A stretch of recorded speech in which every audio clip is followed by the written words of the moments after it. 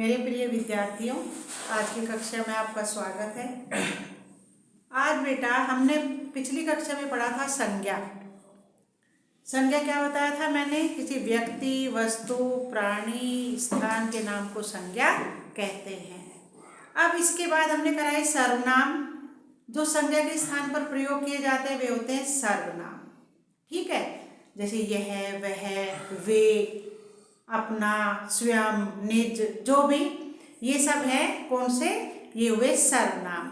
इसके बाद आज हम करा रहे हैं आज करेंगे विशेषण।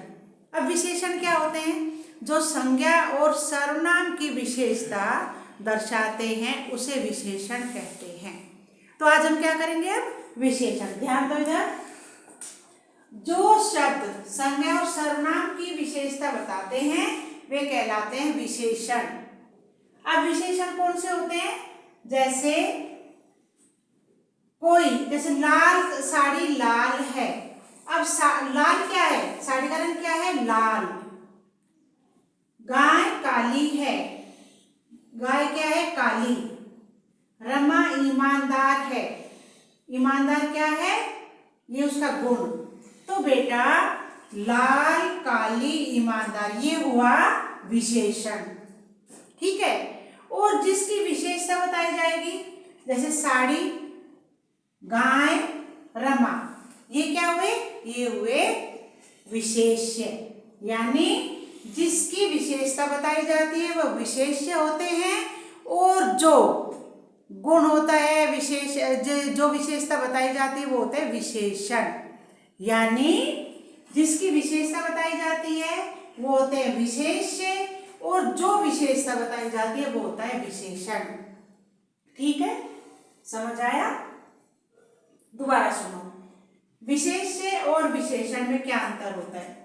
जैसे किसी वाक्य में साड़ी लाल है तो मैंने साड़ी को लाल बताया, तो लाल हुआ विशेषण और साड़ी हुई विशेष्य।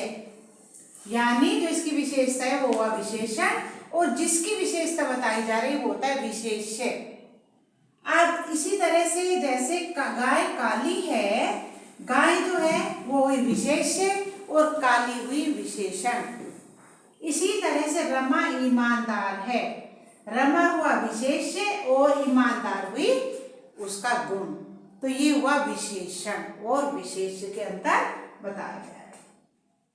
अब विशेषण के भेद अब दोबारा समझ लो एक बार, कि जो संज्ञा और सर्वनाम की विशेषता बताते हैं वे होते हैं विशेषण, और विशेषण जिसकी विशेषता बताई जाती है वो होता है विशेष्य, और जो विशेषता बताई जाती है, जो गुण है, दोष है, जो भी है, वो होता है विशेषण।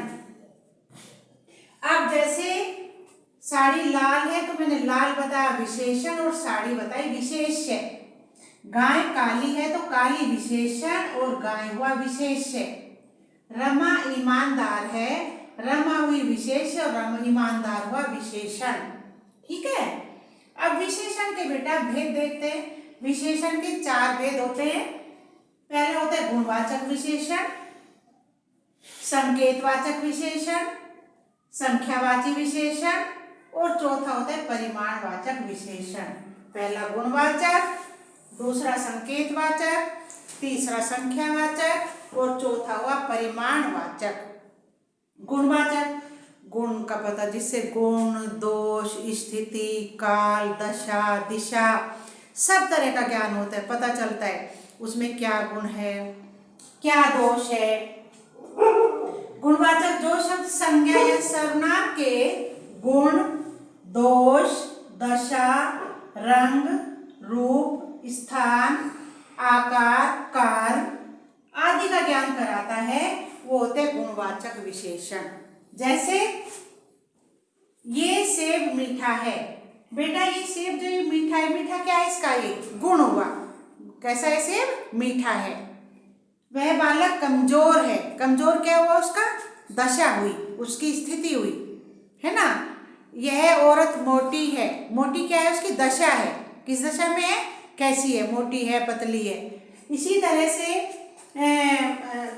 कमजोर बालक जल्दी थक जाता है। कमजोर क्या हुआ? उसकी स्थिति हुई है। ठीक है।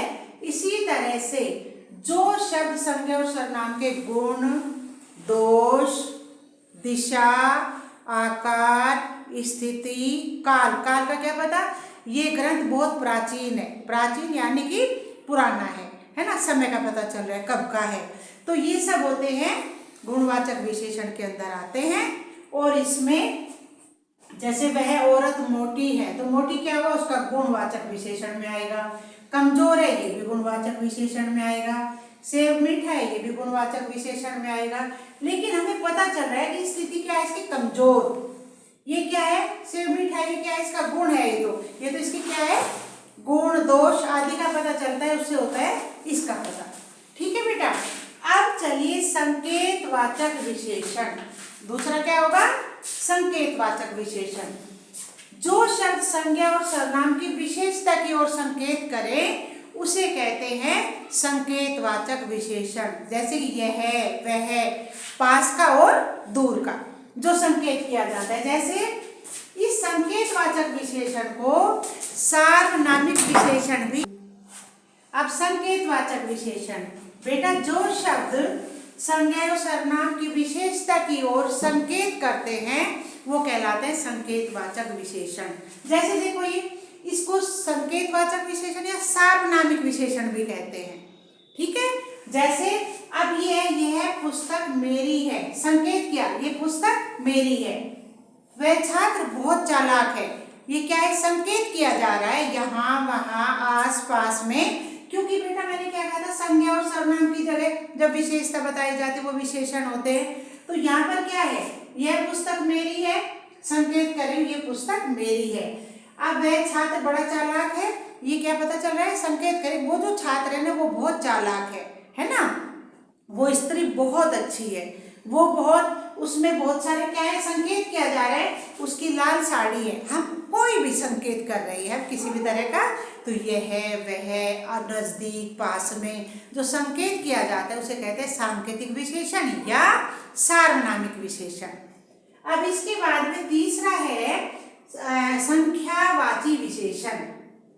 अब देखो बेटा, जो शब्द संज्ञा और सर्वनाम की संख्या का बोध कराते हैं वो होते हैं संख्यावाची विशेषण। क्या बताते हैं बेटा, भाई संख्या का ज्ञान कराते हैं। अब इस संख्या में भी दो भेद होते हैं, एक होता है निश्चित संख्यावाची और एक होता है अनिश्चित संख्यावाची। जो निश्चित संख्यावाची उसका तो पक्का है, पक्का क्या है, निश्चित संख्या। जैसे कि निश्चित संख्यावाची में हमने अच्छी तरह से हमें पता है कि राजा दशरथ के 4 रानियां थी, है ना। तो हमें पता, निश्चित पक्का ऐसे बताया जाता है, ऐसे हम पढ़ते हैं, ऐसे ही हमें शुरू से पता है। अब क्या, कौरव 100 भाई थे, ये भी सुना जाता है, निश्चित।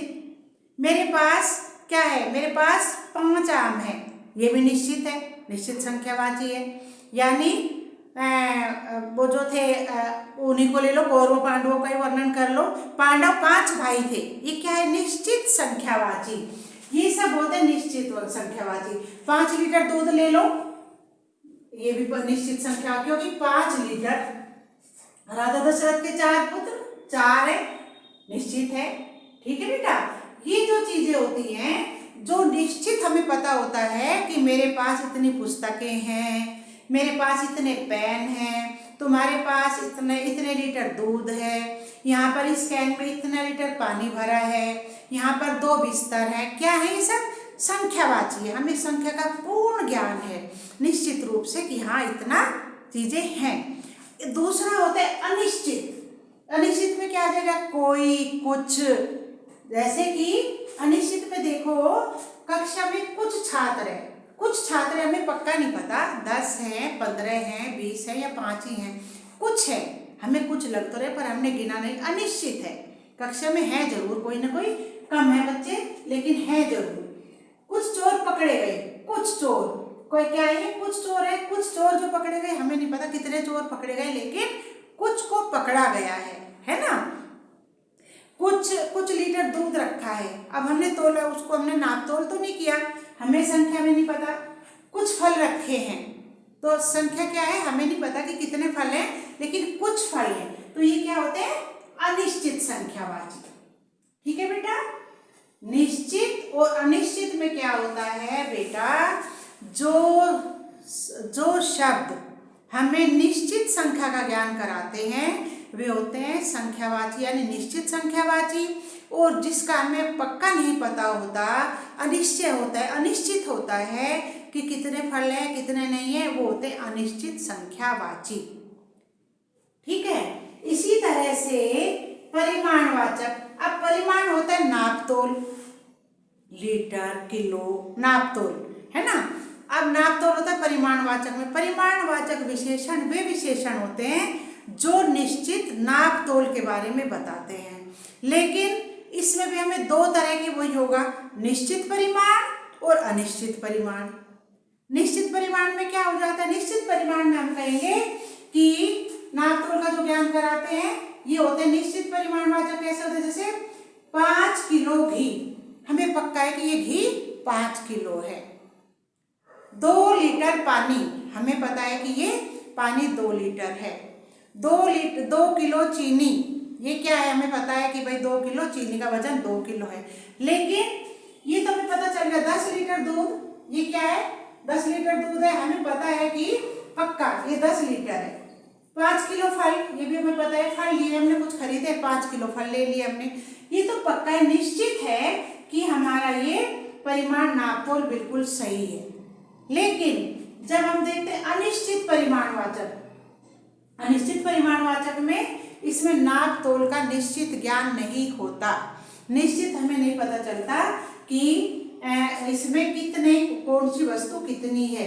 नापतोल का हमें कुछ नहीं पता, मुझे कुछ फल लाकर दे दो, क्या हो रहा है, कुछ फल लाओ, मुझे नहीं पता कितने फल हैं कितने नहीं। जैसे कि गाय ने कुछ दूध दिया, गाय ने दूध तो दिया है लेकिन अभी तक हमने नापतोल नहीं की, या हमने क्या नहीं किया, परिमाण होता है नापतोल, नापतोल नहीं की। कुछ तेल लाकर दो, कुछ तेल जितना भी हो सकता है तेल लाकर दे दो, क्योंकि वो हमने नापतोल नहीं की। अभी कुछ शक्कर की जरूरत है, कुछ शक्कर किलो 2 किलो ये नहीं हमें पता, लेकिन कुछ ला करके दो ताकि फिर बाद में हमें पता चलेगा कितनी है। तो बेटा हमने क्या किया, जो विशेषण होते हैं संज्ञा और सर्वनाम, संज्ञा और सर्वनाम की जो विशेषता बताते हैं वे होते हैं विशेषण। अब विशेषण क्या होते हैं, जैसे कि लाल साड़ी, जैसे कि गरिमा ईमानदार लड़की है, जो गरिमा है वो तो है संज्ञा, वो तो क्या हुई, वो तो विशेष्य हुई, और ईमानदारी क्या हुआ, विशेषण, है ना, तो वो क्या हुआ, विशेषण। तो इसी तरह से जिसकी विशेषता बताई जाती है वो होते हैं विशेष्य, और जो विशेषता बताई जाती है वो होते हैं विशेषण। अब विशेषण के कितने भेद होते हैं, 4 भेद होते हैं। एक होता है गुणवाचक विशेषण, एक होता है संकेतवाचक विशेषण, एक होता है संख्यावाची विशेषण। तीसरा संख्यावाची विशेषण है उसमें पक्का निश्चित संख्यावाची और अनिश्चित संख्यावाची। हमें एग्जाम टाइम में ये भी लिखना होगा कि ये निश्चित संख्यावाची है, अनिश्चित है तो ये संख्यावाची, लेकिन कुछ आ रहा है, कुछ फल है, कुछ दूध है, कुछ तेल है, तो वो है अनिश्चित संख्यावाची। कुछ लड़के खड़े, अनिश्चित, लेकिन कुछ की जगह अगर आएगा निश्चित, 5 लीटर दूध है तो ये क्या है, निश्चित। कक्षा में 10 बच्चे बैठे, ये क्या है, निश्चित। इसी तरह से फिर अनिश्चित में कोई कुछ आएगा और निश्चित में पक्का।